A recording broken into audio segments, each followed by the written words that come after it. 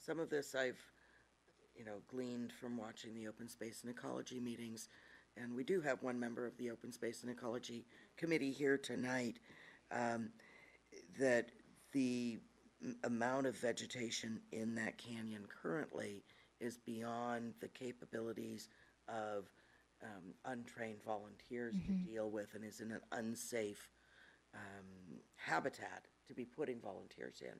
And so that's why they had recommended having a professional come in who could knock down the first wave and make it manageable for whether it be, habitat restoration rotation, to try to maintain it and get a handle on it, because it's to a point that it is degrading so quickly because of the amount of invasives that are in there, and predominant a lot of ivy, that it is something that we either need to, or they felt they needed to either get on it or give it up as a lost cause. And you hate to give up on a lost cause. There's always other things you can work with your restoration money and, try to make things perfect, but everything's going to take maintenance. And so it was a priority that came out in the meetings that I've listened to, and the information I've had, but it's certainly council's discretion. What if we got, what if we had Mark Heath from Shelter Belt to, talk a little bit more about the project and what it would take to maintain it. I mean, I know that it's a priority for the committee, but if it's not being recommended by someone who is an expert in the field, then why would we then put the money out there, right? And so, I think we need a little bit more information, and you need to have that long-term plan. And I know that the committee is also, is recommending this is what we should do. The volunteerism, yeah, did that conversation take place with you and Mark? He recommended that a volunteer type approach was best for the canyon. I don't know why that makes sense. I mean, I wasn't in part of that conversation. I can only go off of the information I have available to me. But it doesn't, that approach doesn't seem like it makes sense, because if you've evidenced by the bid so many man hours that are needed to restore this canyon, somewhat, then you think about the mass amount of hours volunteers would take. It would be a lost cause, because you would spend a couple hours and then come back the next weekend and you're back to square one. So I don't understand why he would think that we would be better off to use volunteers when you think about the scope of the work that needs to be done. I really doubt volunteers can do it. To me, it makes more sense to do the work and get it to a point where it's more manageable. That way, volunteers can come in and do the maintenance. And I'm not doubting that what he said is true, but I can't go off of that conversation, because that conversation didn't happen with me, and the public hasn't heard that conversation either. And so I think, if we're going to talk further about this and reference what he has said, then we all need to be in the loop so we can all ask deeper questions about how he's come up with that plan. And maybe he's they're not the right firm for us. I would think we would want to hire somebody that is passionate about the work that's being done and believes in that mission. We hire them now. They do stewardship. They're one of the few people that are. No, they're one of the best. I guess I'm hearing, really, I'm hearing 3 to leave it in there. So you know what? Or we could. We can leave. If the person who would be doing the work, who's an expert, I think you should at least hear what the person has to say. I think we should do that. Make up your minds after that. Yeah, we should do that. I definitely think we should do that. I don't think I can make a decision not to do it now based on a conversation that I wasn't a part of. So I think we should, if I trust that what he said has a lot of merit, and we should consider that, and so it will be important for us to have that conversation with him too. So let's. I think, like the printer, we should just leave it in there and then have him come and we'll do an educational round, because sounds like open space in the college, you did go through it and, For- and I appreciate their work and, and I think the canyons are sensitive and I think it's probably worthwhile to do that initial cleanup and then use the volunteers, and it sounds like there's a plan in place, so, I'd like to leave it in the budget and then still have him come and Per- educate us, to the contrary, or. Perhaps, What's going on, so. perhaps if we leave it in the budget and, give direction to staff that we'd like more information before issuing a contract. So Yeah. that we know what we're getting into and whether we feel it's Okay, yeah. really gonna be feasible or not. I mean, yeah, no, I think, that's a good way to do it. Yeah, I think we could actually just bring the contract back to you. Okay. Okay. 1031, Mr. And when we bring the contract back, can we also have a plan for maintenance, through Yeah, habitat restoration? Yeah, we'll or address all that. whatever? Yeah. okay, yeah. Are we And- extending the and- meeting? And have Mark, at a council meeting so that we can ask the questions of him when we go through that contract. I'm gonna make sure he's here. Okay, thank you. Okay, so it is 10:30. Can I make a motion to go to 11? So moved. I'll second. All those in favor? Aye. Aye. Okay, so, On the next page, you have the Guadalupe Valley Trail Initiative. I'd like to support that. Me too. Absolutely. all right. How do you guys all feel about perhaps having it be a 3-year stint rather than just a 1-year so that they can budget for doing the work that they're doing? I think that That's great. it's a great idea if the project pans out and they can do what they say they're gonna do. I think that we're more than happy to keep going with it as, So you want me to budget for it for the 2 years Okay. that we're talking yeah, about? tonight? I would say for the 2 years. 'cause That'd be a that's what great we're idea. doing. For 10,000 each year? Yes.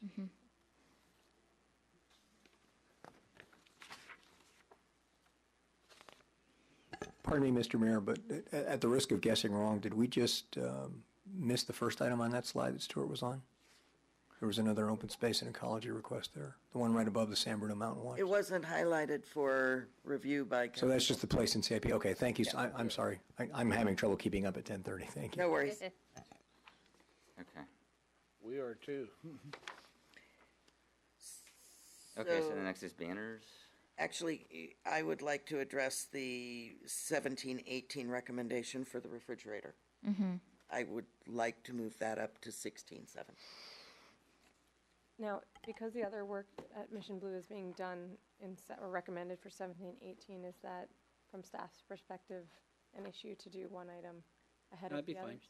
I mean, the wall refrigerator. I oven. mean, it was just a matter that the Parks and Recreation Commission, their concern was they put too much into 16, 17, you would deny everything. So they said, okay, what do we think we can put in 16, 17? What do we think we can put in 17, 18?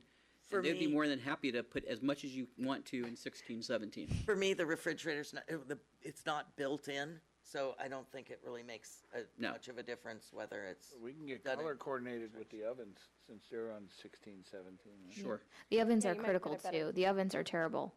So I like to see us have real ovens and not just warming ovens. I don't know if there's restrictions against that, but I know that it's very hard to actually Cook anything. do I've never- anything. And same with used the one over at, Yeah, I would think Community the center. appliances could be done together because you might try to purchase them jointly and get a better deal. yeah.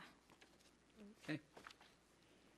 These aren't commercial grade appliances. No. These are more residential.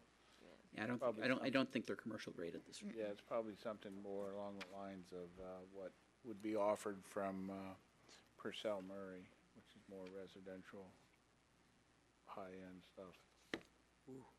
Possibly. Possibly. Might be looked at. Or Purcell Murray. I was gonna say. That's a good deal. Okay, the next item is the banners. Yep. So this, as you said, this was just for the purchase of banners.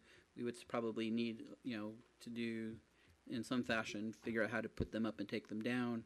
That would be working with Public Works, and it might be working, with, hiring Well- somebody like Tim Chang or, who has an ability to put banners up and down, or depending on what the work crews are doing. But as you know, they're very much stretched at this point in time. So we probably would be looking out, for doing some hiring of outside labor to do that. I know that in the past for the holidays that we did get some donations for a donation of labor to install them, but I don't think that if they were, every month rotating, that you'd necessarily be able to get that volunteerism, but But the 6,000 is just for the purchase of banners. yeah, We would try and figure out, I'm very gray on whether I like them personally or not, but that's just me. I think they're great. I love like them. them. When I see them in other cities, I love Yeah. seeing them. I do too. Especially during the holidays, but even not in the holidays too, because sometimes, you can use them, special banners and print stuff on it, like, little things that are going on in the city, or, hey, did you know, and kind of a rotating banner, and when I'm in other communities, it kind of really helps me when I'm driving down the street, looking at stuff, and it It reminds you. yeah, I always When get a it's good gonna happen. feeling. Sense of the community. homey thing. and they were That's the talking about first things thing like that putting, day in the park banners, or Concerts. live at Yeah. Mission, Marathons concerts in the here. park banners, live at Mission Blue banners, things like Yeah. that. Yeah, events that are recurring every year, and so it's, we make the banners once, and we'll be able to use them every year and just rotate them. Until they wear out again. Till the windstorm takes them out. Well, years ago, we used to have it, and I'm talking back in the 90s, that we had banners back then that, We had wreaths or something, I don't remember. yeah, but, it would, have sayings like, it takes a whole village to raise a child, kind of those positive affirmations, that, and that was one that was on there. But, they're kind of cool things to have. I think it's really what makes a city sometimes homey and receptive to people, that are visiting. Like when we use our flags. I remember when I was a kid, I always knew it was an important day whenever the flags were out, and it was, could be Memorial Day, and I think like my concepts of what those holidays were about came from noticing all the flags down Main Street and then having those conversations Yeah. with my parents. So I think that we kind of do that in a really cool way now. It would be nice to see that taken to another level. I think that would be great. I have a question, though. So that's just on visitation. Do we have light posts up at the Ridge on Mission Blue Drive that we could possibly hang them at as well? Because I think, for people who live up at the Ridge, who may not come into town every day, it'd be nice as well to see and hear about events, and that would help include the residents up there. You'd have We to have the have poles. signboards in both locations, but that might be something. You'd have to have pole placements to put Right. on, so that's a different. Well, do we underground the utilities? I don't know. But there's light poles. We own the light poles out there, so it'd be a matter of buying the brackets. It's only money. But, it clearly could be done. Yeah, I You mean, could buy it's- brackets, it could be affixed to those poles that you could hang banners on. Might be a violation of their HOA. No, city streets are public. Yeah. Hope you're joking on that. All right. All right, moving on. Okay. So that's it then for council decision. Yes, those are the items that the city manager is recommending for council direction. So with that, I would just assume everything else that the city manager is recommending, you would accept as recommended. Well, I think Terry brought up the electric vehicle charging station and looking to see if we can get a grant or something else on that. So I think it would be good to have a report from staff on that aspect. And that was the only thing else. As I recall on that, we had a presentation also at CCAG level, or at least comments about it, and I'll try to get that information. Right, I know we're aware of a few grants, and we've looked at, we've looked at a couple of grants already that we think we would qualify for. I'm gonna look to Karen, who's worked on this. Yeah, the cost to purchase and install this fast charging station in the village is around $65,000. We put some money in the budget also to operate it, because you need to get a certain amount of use to not have to We also received a grant from the Bay Area Air Quality Management District. They had grants for $25,000, but they came up with some other source of revenue and another grant program to get some units in quickly and raised our grant amount to $40,000. But if you don't get a certain amount of use from the charging station, you have to pay back some of the money. So we have some maintenance cost in that budget and some electrical costs, and that's another $10,000 per year. So our cost to get one in the first year is 75. We have a grant for 40 at this time. We just heard from CCAG that there's a state grant that they want agencies to go in together for because there's a minimum of maybe $3 million, and it's for alternative fuel vehicles and ways to charge them. So there might be additional funding available for this station that we're looking at. So this is already including some grant money. That's a lot of money. Is that what homeowners end up having to pay for if they get a quick charging station?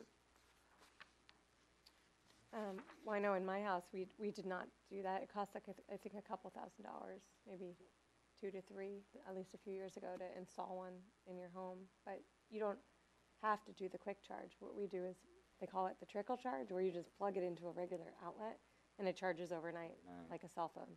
But you have to remember to do it. You know, occasionally my husband forgets and then we need to switch cars in the morning. But, you know, that's for residential use. I think if we're, you know, going to do something in, you know, a city hall parking lot or in the shopping center in the village, you would need something quick because people are only going to be there for, you know, a short period of time. So, yeah, And I don't know the realities on the ground of what they installed out at the marina. I can't imagine that they were spending $65,000, but I could be wrong. We talked to them a bit, and I believe they put in the level 2, which is a slower charging station, but their costs were on the order of like $40,000. That now he's charging people to use that and trying to recoup some of his revenue, but as far as we understand in our talks, that's not been cash positive.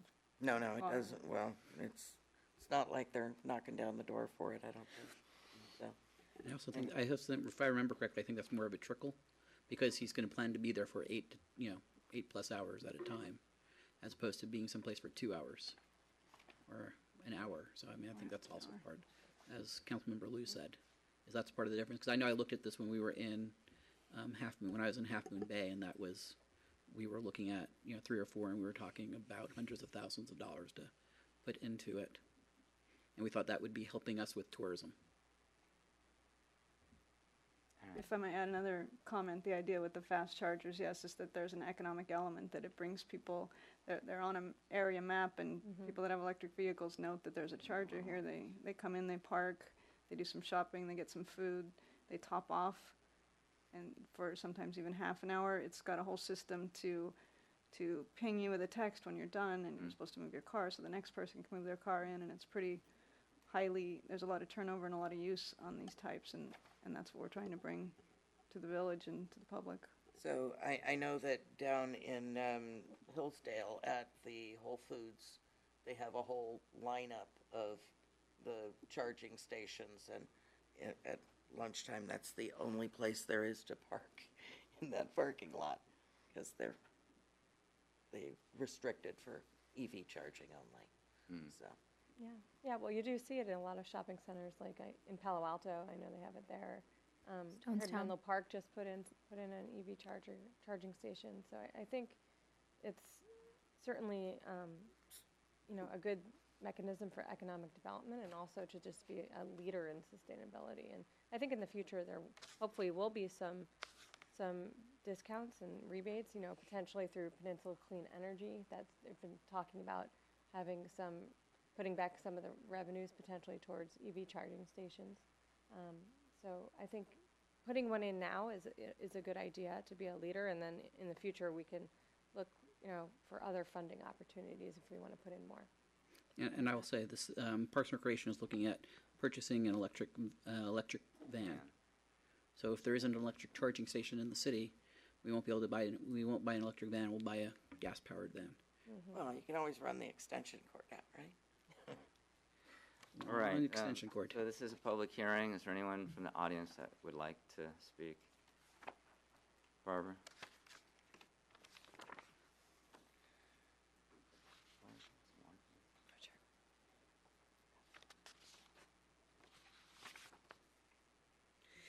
Sorry, I didn't bring some of these things up earlier. I know it's useful to you guys, but I had hoped to prepare a whole thought-out presentation. Didn't happen. So I'm just going to have to throw things out there lest it gets even later in the process. I would encourage the city to consider setting aside some money in the near future for the solar panels that were going to go on top of City Hall a while back. I still really hope to see that happen. You know, whether that's $1,000 for the next 5 years or 10, I don't even know how much we're talking about, but at least start putting some money in drips and drabs towards that. I know it probably won't happen this year because I don't think there's a plan, but I would like to see the city start thinking about that and setting aside money and moving that forward. I also noticed absent from the budget the corner on Humboldt where we lost the mail truck recently. I think that's been on the city's to-do list, recommended to-do list for a while. And I wanted to make sure it was at the top of your guys' brains because that's kind of dangerous. We've seen it be dangerous. And I don't think we need a second accident. So again, maybe not this year. Let's do it really soon. And another thing I would really like to see the city consider is extended water testing. I know what we're told, that we have some of the best water in the world. Okay, fine, probably true. I'll grant that to you for whatever you want. But I also know that other parts of the world, there are thousands of chemicals showing up in our drinking water. And most water municipalities only test for a handful. And I would really like to see the city of Brisbane once a year, twice a year, once every 5 years, do its own independent testing above and beyond what San Francisco does.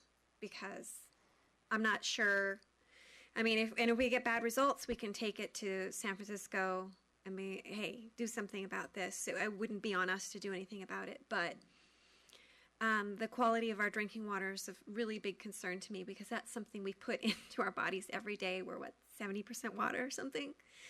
And I'm just, it looks so clean and it smells so clean, but is it really? And I don't like relying on the absence of evidence as proof that there isn't a problem. And that's something that's very personal to me, and those were the things I wanted to throw out there. I can speak to the OSEC plan, but I'm not sure if I should, since haven't actually cleared that with the rest of the committee ahead of time. But if the council would like me to and feels that that's appropriate, I would be willing to do that. Thanks. All right. Thank you, Barbara. Could I just clarify or bring up the drinking water issue? Can staff comment on, when I first came on the city council, I remember getting a tour of all the water towers and all the testing they do for drinking water. And my understanding was that the city does its own testing and does not rely on San Francisco or... So you're correct, ma'am. So San Francisco operates a municipal drinking system, and they are regulated separately by the Division of Drinking Water, as are we. Both of our water systems conduct all of the independent testing that's required by the Safe Drinking Water Act and by the Division of Drinking Water. Thank you. Yeah, it's amazing, actually, the testing that goes on. Like, we take it for granted, you know, how safe our water is, but quite a bit does go into it from our city staff. Yeah, I'm not disparaging our city staff. They do a wonderful job. But it's my understanding from what I've read that the list of things that we're required to test for is actually pretty short compared to the things that they are finding sometimes when they do more extensive tests in other areas. Okay. So I would like to see us, you know, at least once in a while do a spot check of just the whole range of things, just so that we know we can see problems ahead of when they become problems. But that's my I personal. think, Randy, you do an annual report and there's like a very long list of stuff that's on there, right? Yes, sir. All of the primary and secondary contaminants that were requested test for, yes. And it's like, how many, like 75, 50? I'd be hesitant to hazard a guess. I would just remark that having been in the water business since 1986, the list continues to get bigger and bigger and bigger, and it's really, some would argue that we are testing things that we don't know or have any idea whether they're harmful or not. It's simply because we have new testing technology that we can test for them, and some would question the value of doing that. If the public would like to know exactly what's being tested for, how would they access that information? Because it sounds like it would be helpful to know what we're testing for so we can say, oh, okay, well, there's this contaminant that hasn't made the list, or, you know. Go to the city's webpage and search Consumer Confidence Report. Great. And we also send it out in a water bill on an annual basis? Yes, sir. Annually, it's required. Yeah. Okay. Okay, so, I'll take a motion to close the public hearing. So moved. Have a second? Second. All those in favor? Aye. Aye. Okay. So, I'll entertain a motion. I think we've had plenty of, discussion amongst the council. Are we going to go through the reserves or where this puts us in the budget, or are we good with what? Because we did have some of the, did we want to discuss the, I think we had some items that we wanted, that staff is recommending that we put into the fiscal model, which would be into the budget. And if we pull up that, it's called fiscal model. Stuart went it through with you. It was the building maintenance fund for $250,000, OPEB for $100,000, and PERS liability for $100,000. So we're recommending that that be put into the model, and then Stuart can show you where that plays out over 5 years. and have we gotten the building maintenance plan report? Well, Thing I've got it in my office. We need to get to the infrastructure subcommittee and then to the full council with. Okay, I know we've just been working on that for a while, so I didn't know where we were in the process. So this is where we left off last time, was that we wanted to balance the budget using reserves in 16, 17, 17, 18, that we were thinking that putting $100,000 aside each year for the PERS unfunded liability, that we put $100,000 aside for the OPEB unfunded liability, and then $250,000 a year for 4 years for the building maintenance fund. And then let me put numbers into the new program 5.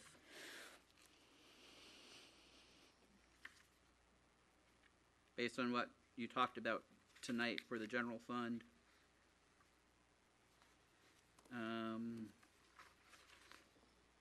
So what I had heard was that we would put the $65,000 into the budget for the Firth Canyon, and we would bring that back when we did the contract. That we would add the Guadalupe Valley Trail Initiative for both 16-17 and 17-18. That we would move the Mission Blue refrigerator up to 16-17, and that you would approve the $6,000 for the banners And the oven up to 16, 17. and the oven for 16-17. The oven was already there. Yeah, I thought the oven was already in 16-17. It was, wasn't it? yeah. Okay. So, based on what the city manager had recommended to go into the budget, it was going to be $100,500, and let's see how well I can do this on the fly.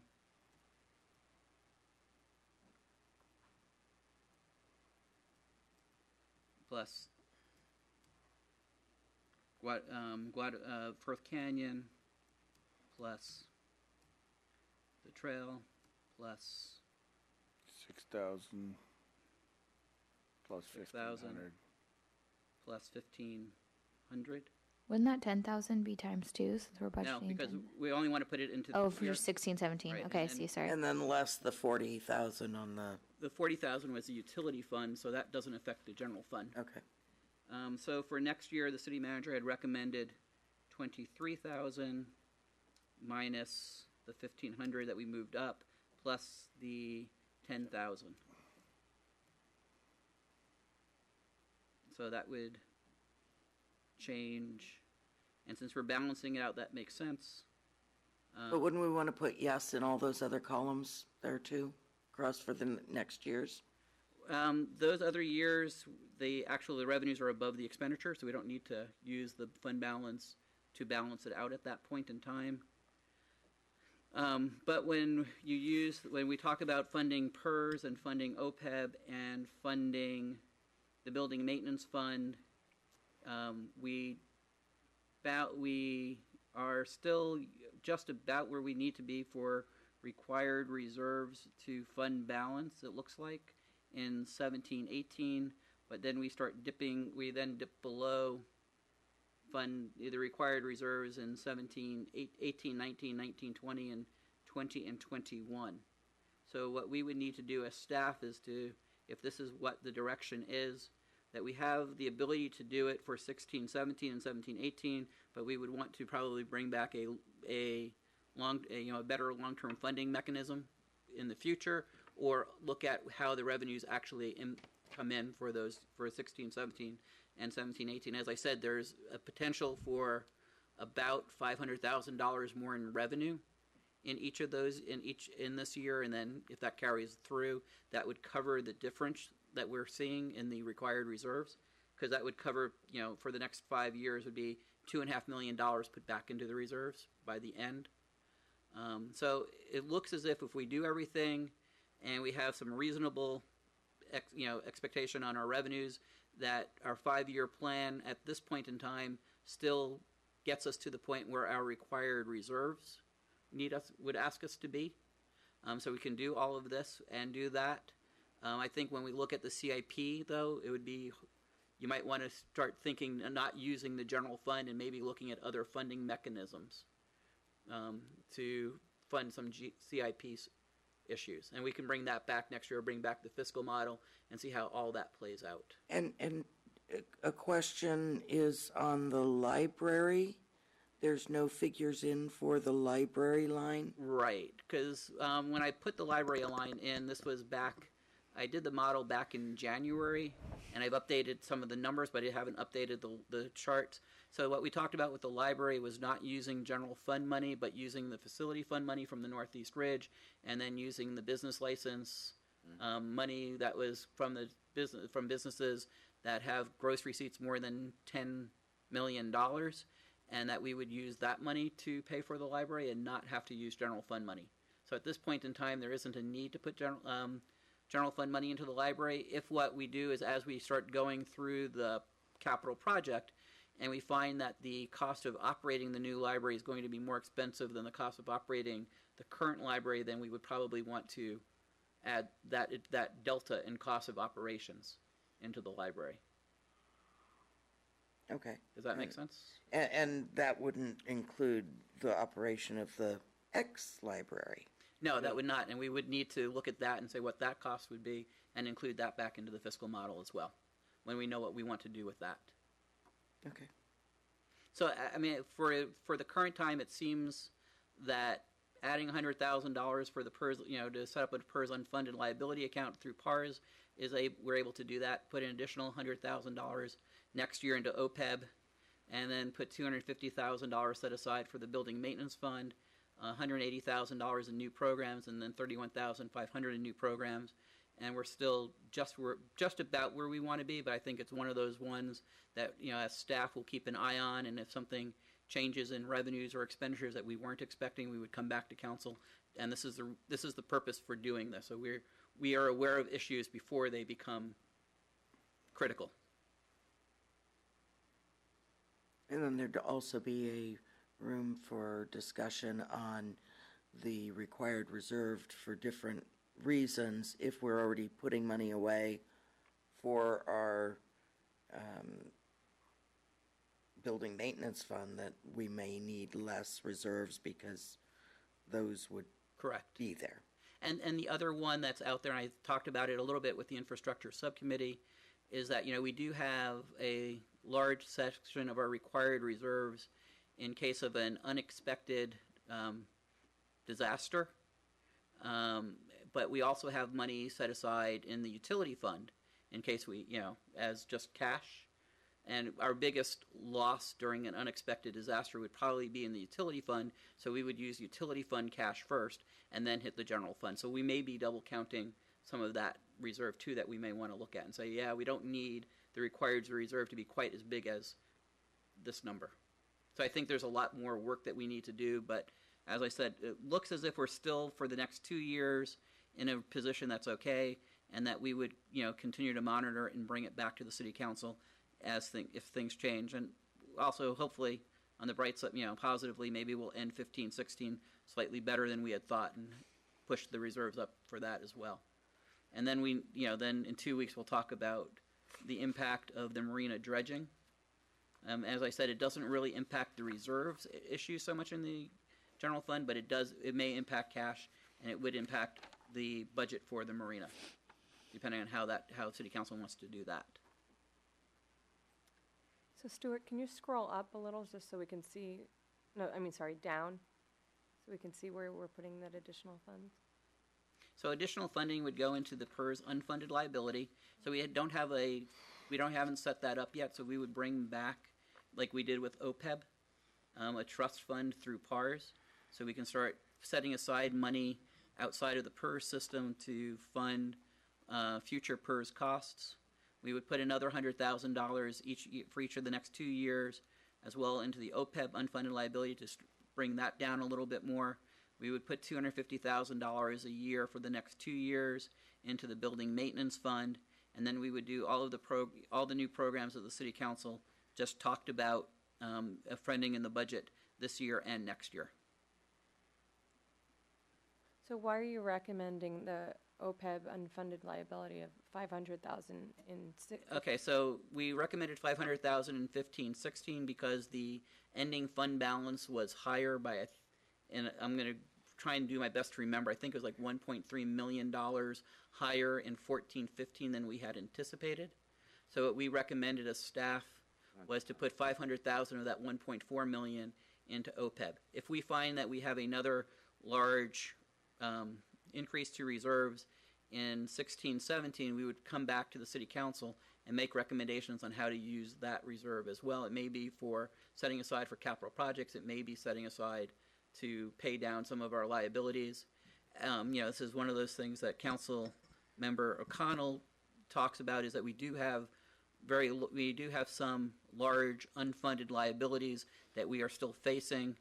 We anticipate that we will have enough revenues over time to pay them off, but as with anything that you can do, the sooner you can pay off an unfunded liability, the more you will save in the long run, and the more ability you will have to make decisions for the community in the future. The sooner it gets paid off. It'd be just like paying off the mortgage to your house. The sooner you can do it, the easier you can breathe, and the better decisions you can make on how you want to spend money in the future. So I just want to note that we're past 11. So I think we need to figure out how much more we're going to I think we're accomplish getting tonight. really close. Yeah. So, you okay, Clark, going to 11:30 to finish budget? How much more we gotta do? Well, we need to approve the budget with the recommendation to change Exhibit A for the projects and programs that the City Council just agreed to tonight, the city recommended ones, removing the $40,000 from the utility fund, and then the other ones that the council recommended on the council direction. You also need to do the GVMAD budget, which is where the $40,000 is. You need to approve the fee schedule, and you need to approve the Supplemental appropriation. Yeah, I mean, that's just a matter of just doing it and putting the right numbers in. Yes. That's all you got right now, so Yes. we can just proceed forward. It should be fairly quick, I would hope, at this point. It's going to take me probably longer to get to my seat than you to approve everything. Okay, yeah. Okay. So I guess motion to approve to go to 11:20. I think we can be done in 15 minutes. Okay. Do I have a second? I'll second. All's in favor? Aye. All right. Aye. Okay. All right, so so we need a motion to adopt resolution number 2016-14, adopting the annual budget for fiscal year 2016-17 and also fiscal year 2017-18, and making appropriations for the amounts budgeted. So that's just one of the things. We also have the fiscal model that we need to approve as well. Stuart? Or is it- So what you will need to approve is that 2016-14 as amended tonight. Oh, okay, So that would be the first motion to make. okay. I'll make a motion to adopt Resolution 2016-14, adopting the annual budget for fiscal year 2016-17 and fiscal year 2017-18, and making appropriations for the amount budgeted as amended. A second? Second. All those in favor? Aye. Aye. So the next one would be to adopt GVMID Resolution 2016-01 for fiscal year 16-17 and 17-18, making the appropriations for the amounts budgeted and as amended tonight. Okay, so someone want to make the motion for the GVMD resolution? I'll make a motion to adopt Guadalupe Valley Municipal Improvement District Resolution GVMID 2016-01, adopting the annual budget for fiscal year 2016-2017 and fiscal year 2017-2018, making appropriations for the amounts budgeted as amended. Second. All those in favor? Aye. Aye. Aye. Okay, So the next one is the master fee schedule, which is Resolution 2016-15. It was increased by the rate of inflation for last year across the board. So what you would need to do is just adopt the master fee schedule, and it'll go into effect 45 days from the time that you adopt it. all right, anyone have any issues with the master fee schedule? No? Do we need to discuss it or public hearing it or anything? It is a public hearing, so you probably should open the public hearing and Okay. Make a motion to open the public hearing. I'll second. All those in favor? Aye. Aye. Anyone from the public want to speak on this matter? Nope. Take a motion to close the public hearing. So moved. Second. All those in favor? Aye. Aye. Okay, any council discussion? Nope. We're all good. I'll take a motion to adopt the resolution. I'll make a motion to adopt Resolution 2016-15, adopting a master fee schedule. Second. All those in favor? Aye. Aye. Okay. then under new business, you need to adopt resolution number 2016-16, which establishes the appropriation limit for the fiscal year. It should actually say 16-17 and not fiscal year 18-19. Sorry about that. We will adopt this each year because we have to do the calculation each year. But as you see from the chart, that we do have enough. We do have the ability. We do have, and I don't have it pulled up. So 1 second. Our appropriation limit is for the fiscal year 16-17 is going to be $19,470,470. Our estimated tax proceeds in fiscal year 16-17 is $12,450,500. So we have an excess limit of capacity of $7,019,970. So we're well within the legal limit of what we are allowed to collect in taxes. So we're not overtaxing our. We do not have to give any of the tax money back. Okay. So this is still Resolution 2016-16. Yes. Okay. The 16th resolution of the year. And you are changing the It's supposed to be for it's just 16, 17, and 17, 18. it's just for 16-17. This isn't we will bring this back. We'll have to do 17-18 next year. Oh. Okay, So we can only do it for 1 year at a time. okay. So I'll make a motion to adopt Resolution 2016-16, establishing the appropriation limit for fiscal year 2016-17. Second. Okay, all those in favor? Aye. Aye. Aye. So then the next resolution is 2016-37, which would add the code enforcement officer to the general employees bargaining unit. As part of the budget, we increased the number of hours for the code enforcement from a half-time to a full-time. That was already talked about at the city council. As a person goes into full-time, they go into a bargaining unit. The one that this most closely matches is the general employee one. So this makes that motion, that makes that action. Okay, any questions for staff? All right, Adoption of resolution number 2016-37. Second. all those in favor? Aye. Aye. Aye. Okay. We did see oral communications number 2. Anybody want to talk about something that's not on tonight's agenda? All right, I'll take a motion to adjourn in memory of Tom Tom Fager. Fager. I'll second that. All those in favor? Aye. Aye. Aye.